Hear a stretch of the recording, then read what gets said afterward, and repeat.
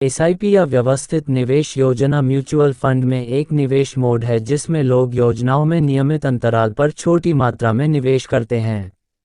SIP को mutual fund की सुंदरता में से एक माना जाता है क्योंकि यह व्यक्तियों को छोटी निवेश राशि के साथ समय पर अपने लक्ष्यों को प्राप्त करने में मदद करता है।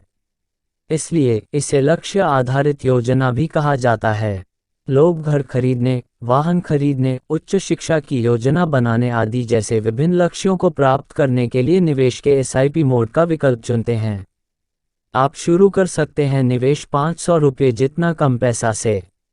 सीप सुनिश्चित करता है कि भविष्य के लक्ष्यों की योजना बनाते समय किसी व्यक्ति का वर्तमान बजट बाधित न हो। इसके अलावा इस प्रणाली में निवेश समय के साथ फैलता है जो व्यक्तियों को अधिक कमाई करने में मदद करता है। एसआईपी में पहला कदम हमेशा उद्देश्यों के निर्धारण के साथ शुरू होता है। किसी भी निवेश को करने से पहले लोगों को निवेश के अपने उद्देश्य को परिभाषित करने की आवश्यकता होती है। इससे लोगों को यह विश्लेषण करने में मदद मिलेगी कि किस तरह की योजना चुनी जानी चाहिए, निवेश की अवधि क्या होनी चाहिए, निवेश पर अपेक्षित रिटर्न इत्यादि। उदाहरण के लिए, यदि आपका उद्देश्य 2 वर्ष के बाद अपनी मास्टर की शिक्षा प्राप्त करना है, तो आपको डेट फंड में निवेश करना चाहिए। इसलिए उद्देश्य निर्धारित करना महत्वपूर्ण हो जाता है। 2 वर्ष निवेश की अवधि का निर्धारण उद्देश्यों को निर्धारित करने के समान ही निवेश की अवधि निर्धारित करना भी महत्वपूर्ण है। कार्यकाल निर्धारित करने से बचत की मात्रा का आकलन करने में मदद मिलती है जिसे करने की आवश्यकता होती है। उदाहरण के लिए, यदि एक छोटी अवधि में आपको काफ़ी राशि की आवश्यकता है तो आपका निवेश भी अधिक होना चाहिए और इसके विपरीत।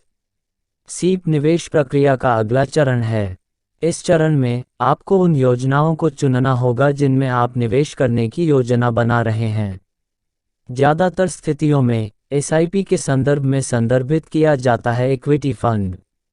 इसलिए किसी भी फंड में निवेश करने से पहले लोगों को योजना के पिछले ट्रैक रिकॉर्ड को समझने की ज़रूरत है कि क्या ये योजना आपकी आवश्यकताओं के अनुरूप है, क्या जोखिम आपकी योजना की आवश्यकताओं से मेल खाती है या नहीं।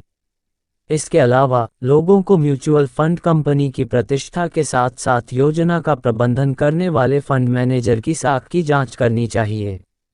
लोग म्यूचुअल फंड वितरकों और अन्य मध्यस्थों के माध्यम से या सीधे फंड हाउस के माध्यम से एसआईपी में निवेश कर सकते हैं। हालांकि वितरकों के माध्यम से निवेश करना हमेशा बेहतर होता है क्योंकि वे एक ही छत के नीचे विभिन्न फंड हाउस की कई योजनाएं पेश करते हैं जो सीधे कंपनी के माध्यम से निवेश करने के मामले में संभव नहीं है।